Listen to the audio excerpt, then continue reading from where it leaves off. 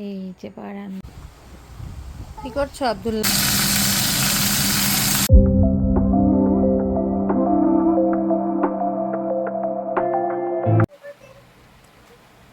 এই তো আজকে আমি একটা নতুন একটা ভিডিও নিয়ে চলে আসলাম। তো আজকের ভিডিওটা আমি দুপুর থেকে স্টার্ট করে দিয়েছি। তো রান্না থেকে আজকে ভিডিওটা আমি করব। এই তো আমি এখানে দেশি মুরগি নিয়ে নিয়েছি আর কি, রোস্ট রান্না করবো আর পোলাও রান্না করব সেই জন্য। এই তো এখানে দেশি মুরগি আমি এখন সব কিছু রেডি করাই ছিল। তো এখন আমি ভাজা স্টার্ট করে দিয়েছি, সুন্দর করে ভেজে নিব। তো আবার বেশিও ভাজবো না, এত বেশি ভাজবো না যে একটা বেশি শক্ত হয়ে যায়, এরকম করব না, যাতে একটু স্মুথ আর কি নরম থাকে, কারণ বেশি ভাজলে আর কি ভালো লাগে না ওই জিনিসটা খেতে। আর এই যে এখানে টমেটো, পেঁয়াজ, তারপরে পোস্ত দানা, সাদা গোলমরিচ, তারপর জয়ফল, জয়ত্রী, আর হলো কাজু বাদাম আর চীনা বাদাম, আর জিরা আর শাহি জিরাও সামান্য দেওয়া আছে এখানে। তো এগুলো এখন আমি ব্লেন্ডার করে নিব। এই যে এখানে দেখা যাচ্ছে, এই তো এখন ব্লেন্ডার করে নিলাম আমি সুন্দর করে। আর এখানে একটু পানিটা বেশি হয়ে গিয়েছে, কারণ এই ব্লেন্ডারটা একটু এরকমই পানি দিতে হয়, নয়তো ব্লেন্ডার করা যায় না। আর এই যে এখানে আমি বড় কড়াই বসাই দিছি, এখন এর মধ্যে দিয়ে দেব পেঁয়াজ, তেল দিয়ে সুন্দর করে ভেজে নিব। একেবারে বেরেস্তা করে আমি তুলে রাখি নাই বা বেরেস্তাইও নাই, তো আমি এটা বেরেস্তার মতন কড়া ভাজাই করে নিব। এখানে দিয়ে দিলাম পেঁয়াজের সাথে তেজপাতা, দারচিনি, এলাচি, লবঙ্গ সুন্দর করে দিয়ে এখন আমি ভালো করে ভেজে নিব এই পেঁয়াজের সাথেই। পেঁয়াজের সাথে ভাজলে একটা সুন্দর একটা ঘ্রাণ বের হয়, ভালো লাগে ভাজলে, ভালোই, খারাপ না। তো ভাজা দেখেন আমার এখানে পেঁয়াজটা বেরেস্তার কালার চলে আসছে, সম্পূর্ণ হয়ে গেছে এখন। এই যে দেখতেই পাচ্ছেন সম্পূর্ণ হয়ে গেছে। এখন আরেকটু রাখবো, সুন্দর করে ভাজবো, তারপর আমি দিয়ে দিব এখানে হলো আদা রসুন বাটা, যতটুকু আমার প্রয়োজন আর কি। এখানে বড় চামচের 1 চামচ হবে, বড় এই যে আমাদের এখানে ইতালিতে যে চামচগুলো আছে ওই চামচের বড় চামচের 1 চামচ, আর দিয়ে সুন্দর করে এটাও আমি ভেজে নিব। ভাজার সময় ভালোই, খারাপ না, স্মেল আসে। তারপরে যাই হোক, হ্যাঁ এখন দিয়ে দিলাম এই যে সেই আমার মশলাটা বানায় রাখছিলাম ব্লেন্ডার করে, দেখেন একটু পানি পানি হওয়ার কারণে বেশি হয়ে গেছে। যাই হোক, এখন আমি এটাকে সুন্দরভাবে কষাই নিব, কষাই নিলেই হয়ে যাবে।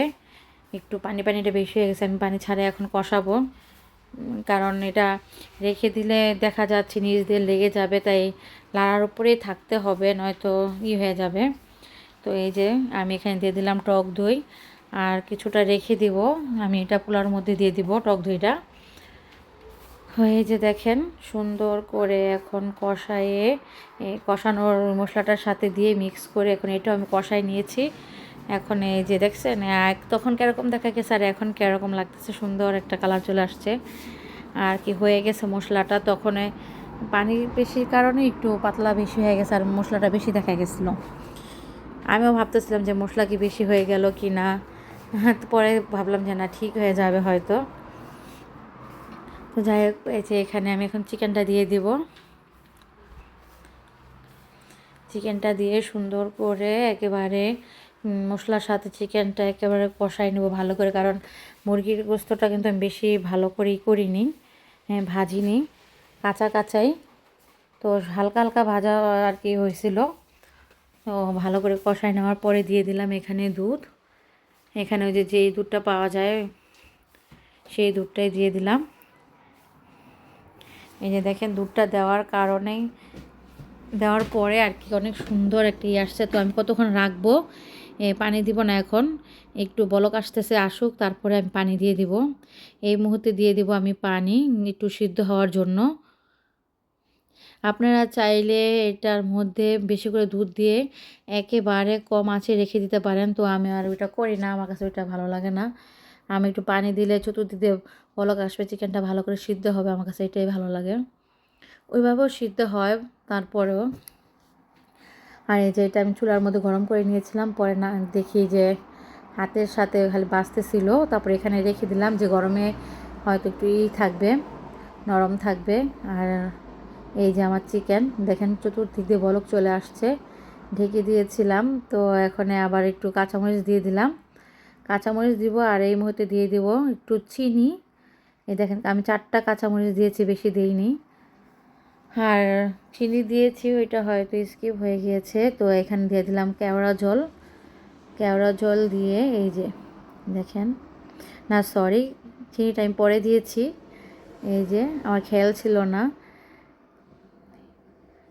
আর দিয়ে দেবো ঘি, ঘিটা শুরুতেই দিতে চেয়েছিলাম পেঁয়াজের সাথে, তো ভাবলাম যে না পরে দিব, পরে দিলে ভালো লাগবে, ঘ্রাণটাও থাকবে ঘিয়ের। তারপরে এই তো দিয়ে দিয়েছি। এখন দেওয়ার পরে দেখেন আমার চিকেন রোস্টটা খুবই সুন্দর হয়েছে, হয়ে গিয়েছে প্রায়। এই তো একেবারে অনেক টেস্ট হয়েছে, ঘরে থাকা সাধারণ উপকরণ দিয়ে রোস্ট বানিয়ে নিয়েছি আমি, তেমন আহামরি অনেক আইটেম যে ব্যবহার করেছি তেমন না, আবার কিন্তু কমও না, অনেক কিছুই দিয়েছি। নর্মালভাবেও পারা যায়, শুধু বাদাম দিয়ে রান্না করলে ওটাও খুব টেস্ট লাগে, ওইটা রোস্ট হয় না, ওইটা এমনি আর কি হয়। যাই হোক এখন পোলাওটা রান্না করে নিব। তারপর দিয়ে দিলাম তেল, পেঁয়াজ, তার সাথে এলাচি, দারচিনি, লবঙ্গ, তেজপাতা দিয়ে ভালো করে ভেজে নিব। তো এটা একবারে লাল করব না, লাল করলে দেখা যাচ্ছে পোলাওটাও লাল হয়ে যায়। তো এই যে এখন দিয়ে দেবো চাল, চালের সাথে মুগ ডালও দিয়েছি, দিয়ে এখন সুন্দর করে এটাকে ভাজা ভাজা করে নিব। তারপরে দিয়ে দিলাম একটু লবণ, তারপরে দিব হলো আদা রসুনটা আগে দিতাম তো অনেক ছিটে, সেজন্য আমি দেইনি। তো চালের সাথে ভাবলাম একবারে ভেজে নিব। আবার মাঝে মাঝে আদা রসুন বাটাও আমি দেই না, এমনিতেই আর কি ঘ্রাণের সাথে সুন্দর পোলাও চালেটা যে স্মেল থাকে ওইটাতেই ভালো লাগে। তারপরে ভেজে এই যে গরম পানি দিয়ে দিলাম। তো আমি ঝটপট করে আমার এই যে রান্নাটা আমি সেরে নিচ্ছি আজকে, কারণ ভিডিও করা, এক হাতে কাটাকুটি করে ভিডিও করা, আবার আবদুল্লাহকে খাওয়াতে হয়।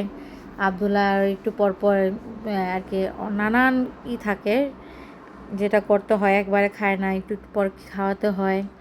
তারপরে আবার টয়লেট গোসল করাতে হবে, বাসা পরিষ্কার করতে হয়। সেই জন্য আমি ঝটপট করে আপনাদের সাথে আজকে শেয়ার করে দিলাম আমি যেভাবে আর কি পোলাও রান্না করি আর চিকেন রোস্ট রান্না করি, সেটা একটু আপনাদের সাথে শেয়ার করলাম। আর এই যে এখানে পোলাওর মধ্যে ঘিটা দিয়ে দিলাম, এখন দিলে পুরা চালের সাথে মিক্স হয়ে যাবে, আর স্মেলটাও বলক আসার সাথে সাথে অনেক ভালো হয়। আর আমি কিশমিশ দিয়ে দিলাম, ধুয়েই দিয়েছি। আর এই যে দেখছিলাম যে পানি বেশি হয়ে গেল কি না, ঢেকে দিব না, এভাবেই হবে। ভয় পাচ্ছিলাম, অনেক দিন পর রান্না করছি সেজন্য। তারপরে তো দেখলাম যে না ভালোই হয়েছে, এই যে দেখেন খুবই সুন্দর হয়েছে, ঝরঝরা হয়েছিল এই যে। আর মুগ ডালটা কিন্তু আমি ভেজেই দিয়েছি। যাই হোক, কি করছো আব্দুল্লাহ, কি করো তুমি? গাড়ি আঁকো, দেখেন কিভাবে ম্যাজিক বোর্ডের উপরে গাড়ি রেখে তারপর আঁকতেছে।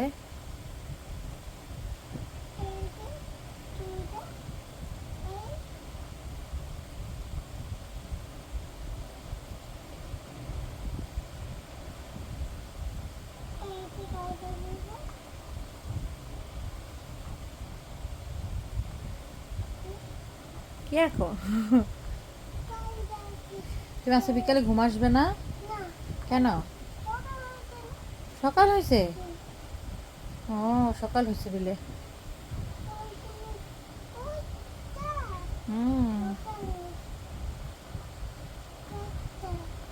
তুমি লেখালেখি করো, হ্যাঁ আঁকাকি করো, সুন্দর করে আঁকতেছো, অনেক সুন্দর হয়েছে কিন্তু না? এই যে বারান্দা, আব্দুল্লাহ এখানে যত তত ফালাই রেখে গেছে। তো আসলাম, দেখলাম ওই বাসার গাছগুলা, ওই টবটা পরিষ্কার করেছে ওই যেটা, আর ওই পরিষ্কার করে এই যে ডাঁটা শাকের টপের মধ্যে রেখে দিছে। এখন না থাকলে যা হয় আর কি। বাসাটা এখন বারান্দায় থাকতাম আমি আর আব্দুল্লাহ, ভালো লাগতো। আর এই বারান্দায় আব্দুল্লাহ আসতে ভয় পায়, একটু কাঠের তো লড়ে, এগুলা লড়াচড়া করা, এই যে কেমন যেন করে, তো ওর কাছে আলগা আলগা মনে হয়। ভয়ই পায়, এখানে আসে না, আসতেই চায় না। দেখেন কি সুন্দর ফুল ফুটছে। একটা গাছে কয় রকমের ফুল হয়। এই যে